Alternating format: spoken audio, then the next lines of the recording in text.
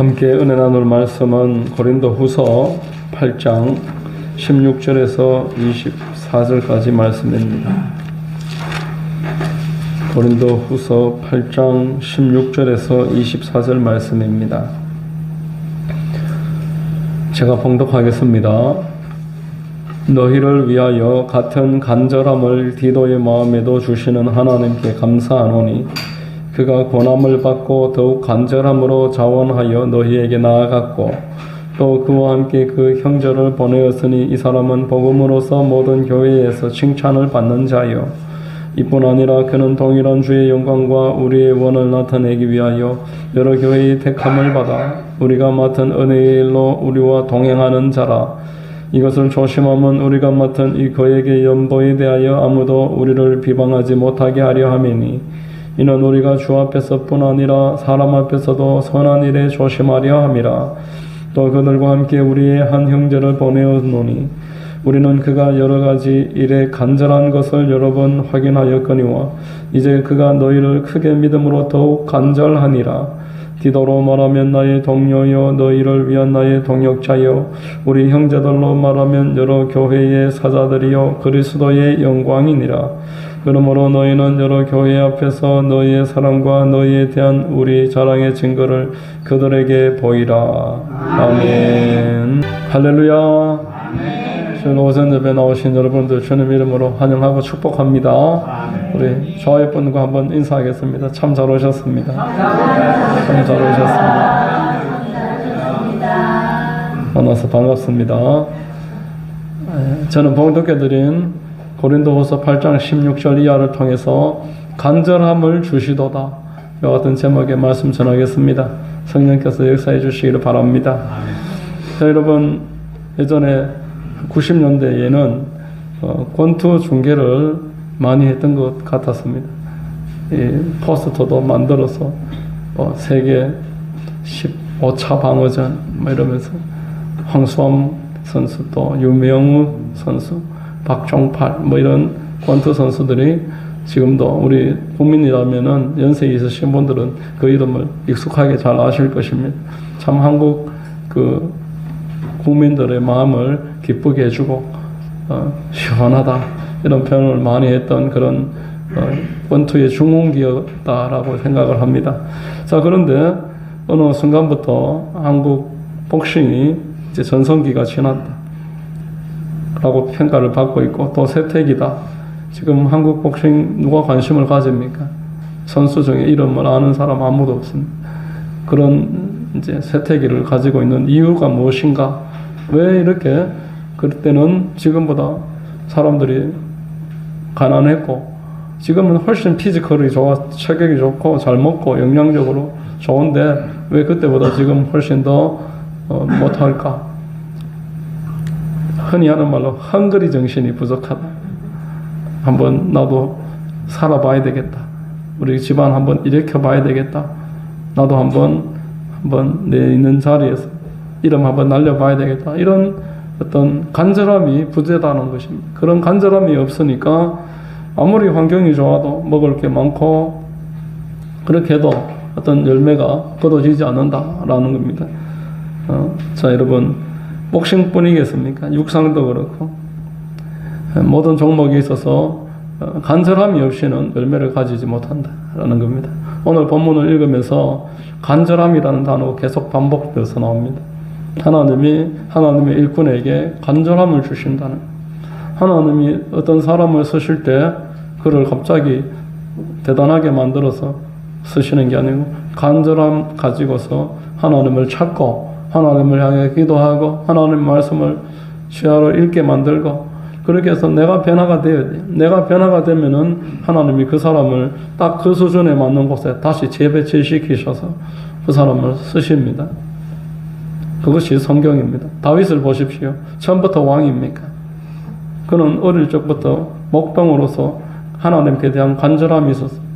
남들은 다 좋은 자리 찾아다니지만 그는 나에게 맡겨진 양무리를 지키기 위해서 그 자리를 지켰고 형님들은 사무엘을 찾아가도 그 자리를 지키고 곰이 찾아오면 곰하고 싸우고 사자가 찾아오면 사자하고 싸우고 늘 자기 자리에서 충성을 했더니만 하나님이 골리앗과 싸우게 만드시고 그 다음에는 왕이 되게 만드시고 수백만 군대의 장관이 되게 하시고 왕이 되게 하시고 하나님은 어떤 사람을 축복하실 때 간절함을 주시는 거예요. 먼저 내 마음이 뜨거워지게 만드는 것입니다. 하나님을 만나는 사람의 특징은 심령이 뜨겁다라는 거예요. 다니엘의 세 친구를 한번 보십시오. 그들이 젊은 나이에 젊다고 하기에는 어린 나이에 외국에 끌려가가지고 노예살이를 하면서 그 노예로 팔려간 겁니다. 거기에서 우상 숭배하라 그러는데 나는 그렇게 할 수 없습니다. 우리 하나님이 나를 지키실 것입니다. 그리 아니하실지라도 나는 우상 앞에 절할 수는 없습니다. 이게 풀무불에 던져지는 그 마음에 하나님의 영광에 대한 간절함이 있었고 내가 지금 포로로 끌려와 있지만 하나님을 높여야 되겠다는 그런 분명한 목표가 있었습니다. 오늘 본문의 16절에 보면은 너희를 위하여 같은 간절함을 디도의 마음에도 주시는 하나님께 감사하노니를 말합니다. 간절함을 주시는 분은 하나님이신 줄로 믿으시기를 바랍니다. 여러분 하나님의 존재를 아는 것 이것은 간절함을 반드시 만들어냅니다. 여러분 태양에서 빛이 이렇게 비춰질 때 빛이 계속 비춰지면은 빛만 비춰지는 게 아니고 열도 같이 뻗어 나오는 것입니다. 빛을 계속 받으면은 점점 익어가는 것입니다. 열매가 익어가는 것. 사람도 마찬가지입니다. 하나님으로부터 빛을 계속 공급받으면은 그 심령이 점점 익어가는 것입니다. 성령께서 그를 뜨겁게 만드십니다. 에베소서 1장에 보면은 1장 8절에 모든 지혜와 총명을 그들에게 넘치게 하사 모든 지혜와 총명을 넘치게 하시고 그리고 그들이 마음으로 뜨거워지게 만듭니다. 빛이 비춰지면 열은 함께합니다. 하나님을 믿는데 심령은 냉랭하다.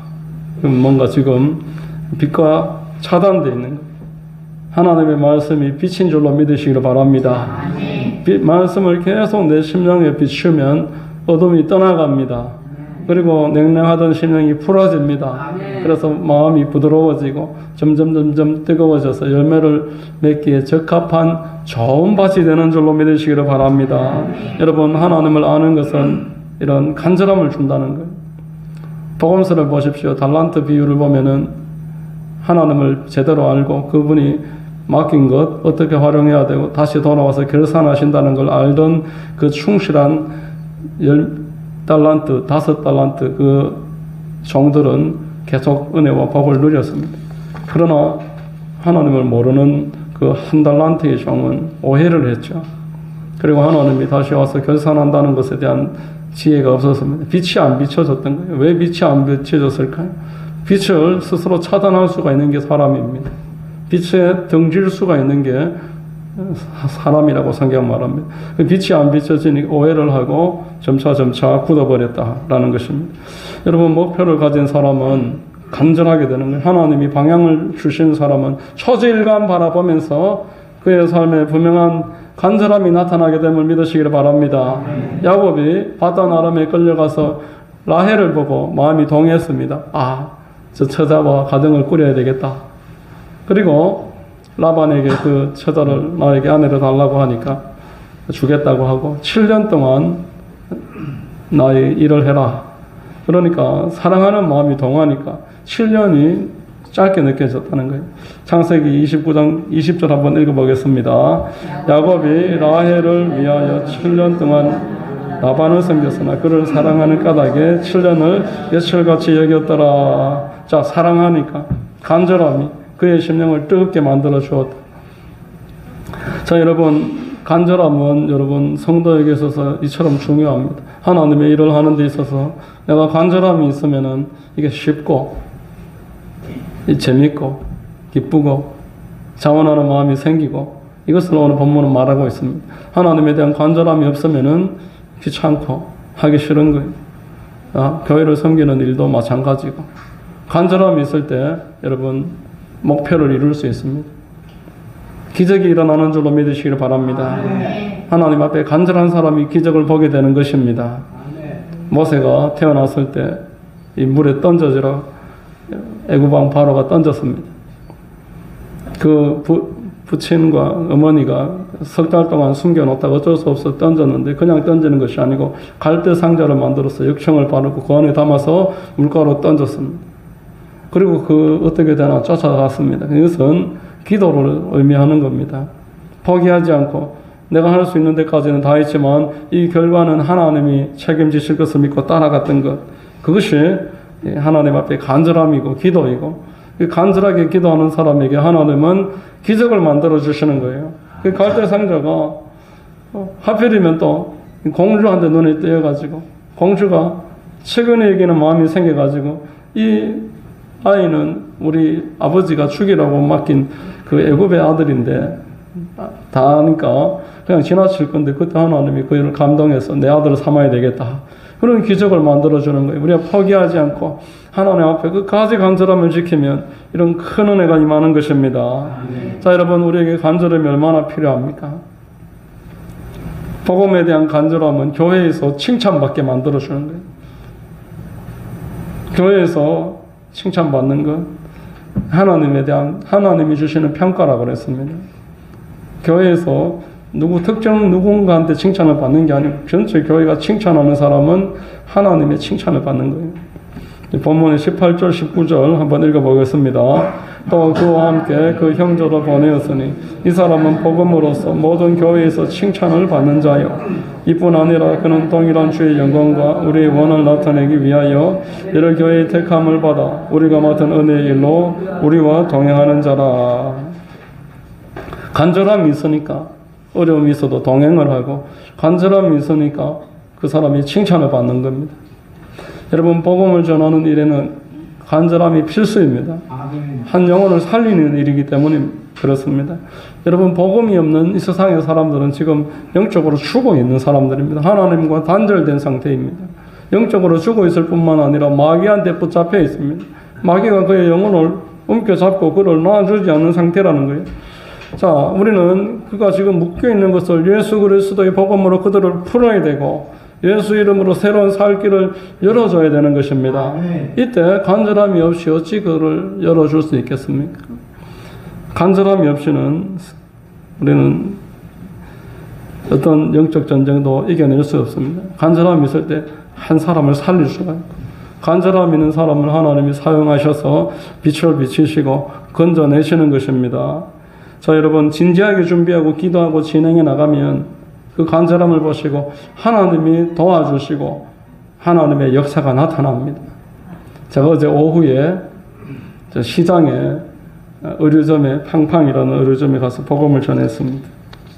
그래서 처음 보는 분이 어제 한 분이 앉아 계셨어요. 하만에 이제 이사 우연히 오게 됐다 하시더라고요. 혼자 사시는 60대 중반의 여자분인데 우연히 하만에 와서 이렇게 시장에 왔다가 얼마 전부터 그 권사님 그 가게에 오니까 과일도 깎아주고 친절하게 잘해주니까 그래서 자주 여기 놀러 온다면서 그런 이야기를 하시길래 제가 복음을 전했습니다.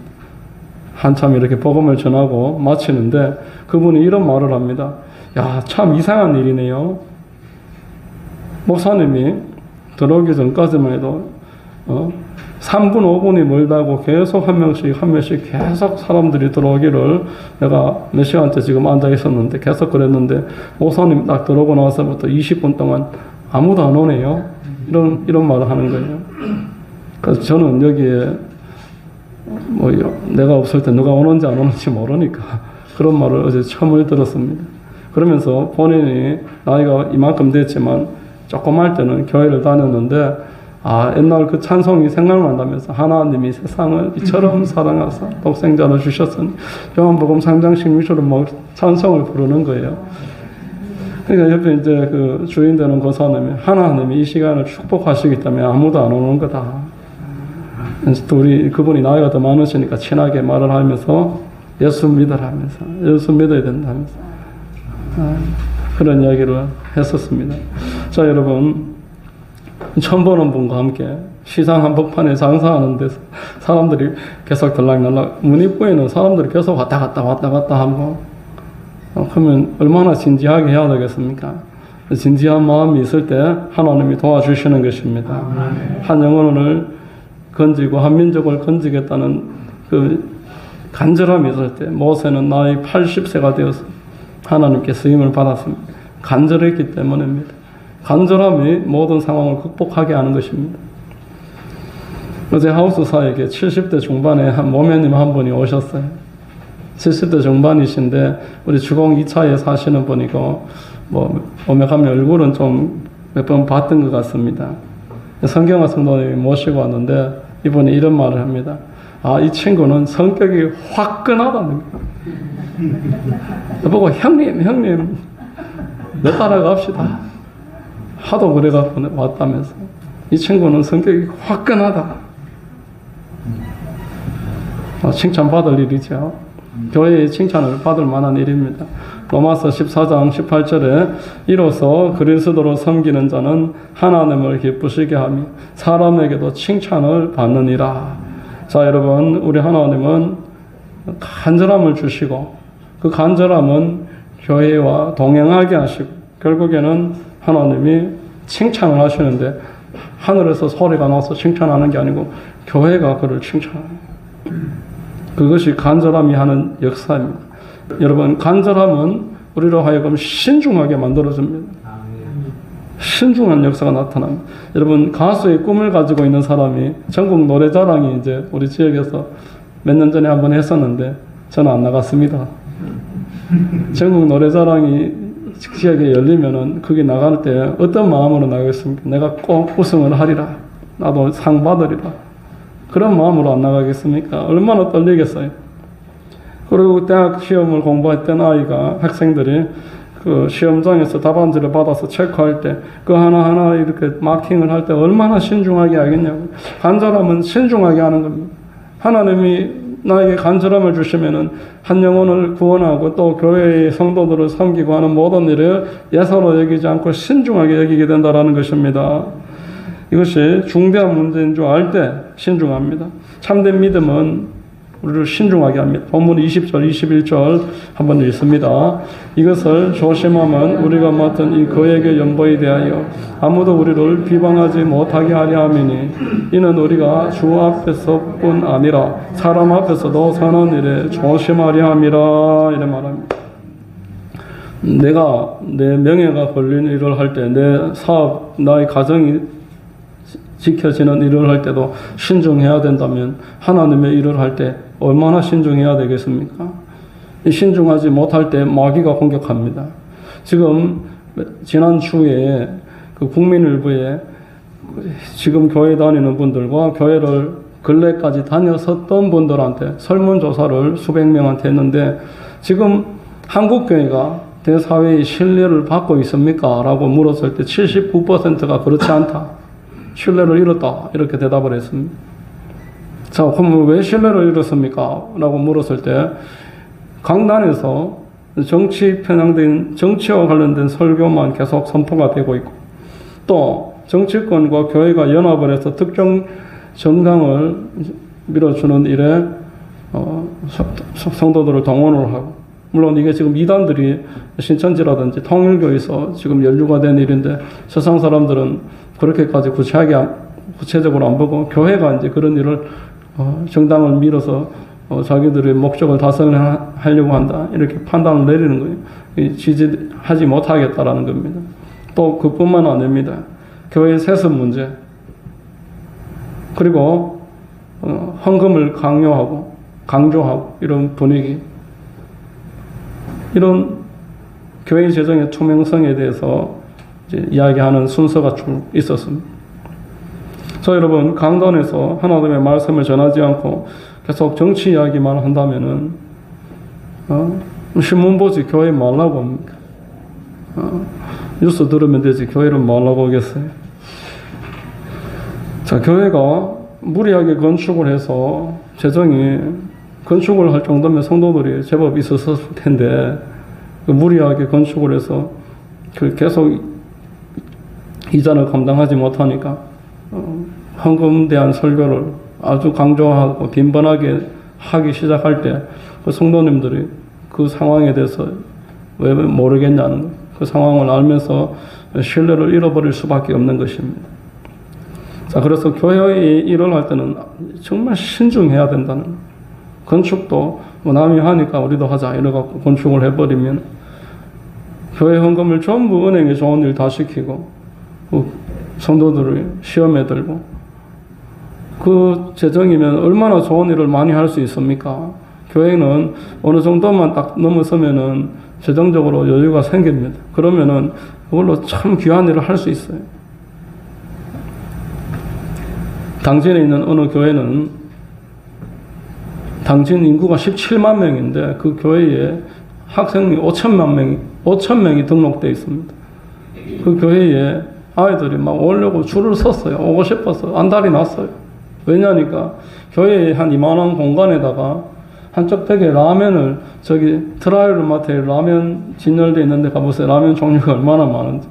라면 종류가 뭐 수도 없습니다. 한 50가지는 되는 것 같아요. 한쪽 벽에 전부 라면을 갖다 놓고 또 종이컵 이만한 한강 고수부지에서 하는 종이컵에 라면 끓여주는 기계가 한 개 45만 원 정도 하는데 쫙 갖다 놓고 어른들이 아이들이 오면은 원하는 라면을 뽑으면은 그거를 그 자리에서 기계에 해서 종이컵 그걸로 끓여줍니다. 조건은 교회에 와서 30분 동안 책을 읽으라 합니다. 책을 읽고 감동되는 것을 교회에서 준 종에다가 기록을 하라 합니다. 그러면은 책 30분 읽고 라면 공짜로 주니까 부모님들이 애들 가고 싶어 하는데 마다하지 않고 한부모 가정이라든지 또 외국에서 이렇게 와서 연고도 없는 그런 애기 한둘을 키우는 부모님들이 교회에 가면 공짜로 책 읽고 한겨울에 따뜻한데 한여름에 시원한데 라면 애들 좋아하는 종류별로 마음껏 끓여주고 이렇게 하니까 간다고 하니까 막 보내는 겁니다. 또 예배를 드리고 설교를 이렇게 메모해서 그 교회에서 준 종이에다가 메모해서 가지고 있으면은 내가 먹고 싶은 날 아무 때나 가서 딱 주면 라면을 주고 이렇게 하니까 그 지역의 아이들의 부모님들이 소도시가 될수록 애들을 보낼 데가 없는 거예요. 애들 데리고 갈 데가 없어요. 카페도 없고 어린이 카페도 없고 앉아서 계속 애들하고 유튜브만 보고 그렇게 시간을 보내고 뭘 해야 될지 모르겠는데 교회 가면 책 읽고 라면 먹고 예배 드리고 라면 주고 그뿐만 아니라 다른 과자들도 줍니다. 이렇게 교회가 주일날 되면 라면이 400개씩 나간대요. 그러면 돈이 몇십만 원 되죠. 근데 교회는 얼마든지 그런 일을 할 수 있습니다. 그런 일을 우리 교회도 나중에 어느 정도 공간만 확보되면 그런 일을 꼭 해야 되겠다. 오고 싶어서 애들이 책 읽고 라면도 먹고 그렇게 선교가 되고 전도가 되고 교회가 계속 아이들 중심으로 부흥을 하니까 어른들도 애들 숫자하고 똑같습니다. 어른 숫자, 애 숫자가 똑같아요. 그러므로 교회는 조심해서 우리가 이 지역에서 뭘 해야 될까? 하나님이 재정적인 자유를 주고 여유를 주셨으면 이제는 이걸로 뭘 해야 될까? 조심해서 그 돈을 내 마음대로 쓰는 게 아니고 우리 교회가 필요를 위해서 쓰는 게 아니고 이 지역에 무엇이 필요한가? 여기에 관심이 있어야 된다는 것입니다. 그 기사의 결론은 한국교회가 가장 왕성할 때는 연약한 사람들, 가난한 사람들 편에 섰을 때 한국교회는 왕성했고 부흥했다라는 거예요. 한국교회는 한국전쟁 전과 후로 나누어집니다. 한국교회, 한국전쟁 이전에는 대한민국의 제일 큰 교회가 2,000명이 안 됐어요. 영락교회가 제일 큰 교회는 2,000명이 안 됐습니다. 근데 한국전쟁이 끝난 이후로부터 교회가 폭발적으로 부흥을 해서 이제는 1,000명, 2,000명 있는 교회는 지역에도 많고 수도권에 가면은 5만 명, 10만 명, 20만 명 이런 교회들도 많습니다. 10,000명 넘는 교회는 너무나 많습니다. 한국에 전쟁이 일어났을 때 북한의 피난민들이 한국으로 넘어왔을 때 어디서 살아야 되겠어요? 전부 다 갈 곳이 없으니까 교회 가서 숙식을 해결하고 씻고 일하러 가고 애들은 교회에 맡겨놓고 그 애들이 나중에 70년대, 80년대, 30대가 됐을 때 교회를 가는 거예요.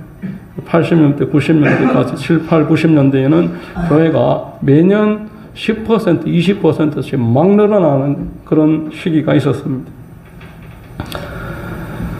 자, 여러분, 이렇게 약자들 편에 섰을 때 교회가 가장 왕성했다. 이게 역사적인 사실입니다.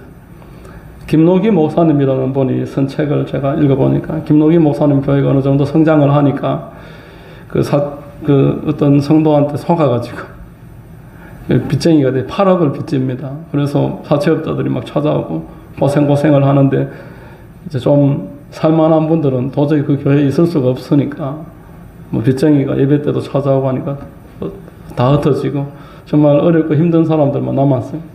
설상가상 남편까지 막 횡포를 부리는 거예요. 남편이 완전 제정신이 아닙니다. 막 사람들이 있는 데서도 목사 아내를 패고 이럴 정도입니다. 그러니까 낮에는 도망을 가는 거예요. 한강 보수부지에 가서 기도하면서 시간을 보내고, 그런데 사람들이 이렇게 옥수수 이렇게 가루 같은 것을 봉지채 사서 비둘기들한테 주니까 사람들이 모여주니까 비둘기들이 막 모여있길래 자기도 옥수수 봉지를 사서 뿌렸는데 안 오는 거예요. 나한테는. 저기는 많이 오는데 나한테는 한 마리도 안 와요. 그럼 왜 안 올까 기다리고 있는데 이제 그 무리 가운데서 좀 뒤처지고 잘 못 얻어 먹었던 비둘기가 와서 먹더랍니다. 좀 쩔뚝쩔뚝거리고 막 좀 뒤처졌어요. 그런데 그가 여기 와서 배불리 먹는 걸 보니까 또 비슷하게 비둘기가 한 마리 와서 또 같이 잘 먹더래요. 그러다 보니까 저기 가니까 안전하다, 먹을 게 있다. 그러니까 다른 비둘기도 하나 둘 몰려들더니만 비둘기가 많아졌어요. 성령이 말씀하십니다. 연약한 사람들을 환영하고 그들을 편안하게 해주지 않으면은 다른 사람들도 안 온다. 연약한 나 양들을 맡겼을 때 그들을 편안하게 해라. 그리고 양식을 잘 준비해라. 양식이 준비되고 그들을 안전하게 편안하게 따뜻하게 하면은 계속 늘어날 것이다. 하나님의 양떼들을 보낼 것이다. 우리 주변에 연약한 사람들이 있을 때 하나님이 붙여주셨을 때 마음껏 하나님의 양식을 공급을 하고 편안하게 해줘야 돼요. 편안하게. 그래서 또 올 수 있도록. 내 옆에 누가 편안하게 쉬고 있는가 한번 보시기 바랍니다. 내가 사람들을 편안하게 하는 존재인가. 사람 앞에서 선한 일에 조심해야 됩니다. 하나님의 교회를 섬기는데 조심성 없이 내가 하고 싶은 대로 했을 때 여러분 연약한 사람들을 쫓아내는 교회는 주님을 몰아내는 것입니다. 마태복음 25장에 그들을 몰아낸 게 나를 몰아낸 것이다. 그들에게 한 게 나한테 한 것이다. 이런 말씀했습니다. 자, 그러므로 저와 여러분들은 하나님의 일을 할 때 조심, 하나님이 주시는 말씀으로 심령이 따뜻하게 익어가는 사람은 교회에서 신중하게, 교회는 사람입니다. 사람들한테 따뜻하게 내가 받은 은혜를 전해주는 것, 이것이 하나님이 저와 여러분들에게 원하시는 것인 줄로 믿으시길 바랍니다. 마지막으로 간절함은 신중하게 하는 게, 이 내용은 좀 안 바뀌었는데, 간절함은 하나님 나라에서 가장 간절한 요소입니다. 가장 중요한 요소입니다. 간절함. 자, TV 광고 문구 중에 옛날에 이런 게 있었습니다. 징기스칸에게 열정이 없었더라면 그는 이름 없는 양치기에 불과했을 것이다. 징기스칸이 여러분 1000년 역사 가운데 가장 유명한 인물로 타임지가 지난 100년에 한 명씩 사람을 뽑는데 20세기가 끝마칠 때는 1000년에 가장 뛰어난 인물 누구냐 했을 때 징기스칸이 꼽혔어요. 징기스칸에게 열정이 없었더라면 그는 양치기에 불과했을 것이다. 바울이 사람을 볼 때 뭘 봤냐? 열정을 봤다는 거. 열정 있는 사람을 우리 무리로 끌어들였다라는 거예요. 오늘 본문은 22절입니다. 한번 같이 읽습니다. 또 그들과 함께 우리의 한 형제를 보내어노니 간절한 것을 여러 번 확인하였거니와 이제 그가 너희를 크게 믿음으로 더욱 간절하니라. 어떤 사람을 우리 무리 가운데 한 명 한 명 끌어들여야 일을 할 건데, 교회가 많이 세워지면 지도자를 세워야 되는데 누구를 꼽을 것인가? 간절한 사람을 데리고, 그가 얼마나 간절한가 이걸 확인을 했다는 거예요. 테스트를 했다라는 겁니다. 간절하니까 동역하게 하고 같이 가겠다. 자, 여러분, 하나님에 대한 간절함이 있을 때 하나님 나라는 그들을 통해서 세워지는 것입니다. 창세기에서도 마찬가지고 마태복음에도 보면은 낳고 계속 낳고 낳습니다. 하나님의 나라는 간절한 마음이 있어서 낳아야지 번성한다라는 것입니다. 근데 우리가 한 아이를 낳아서 키우는데 얼마나 간절함이 필요하냐는 거예요. 간절함이 없는데 하나님이 안 주신다고 말합니다. 자, 여러분, 성경에 보면은 아이를 못 낳는 여인들이 끊이지 않고 나옵니다.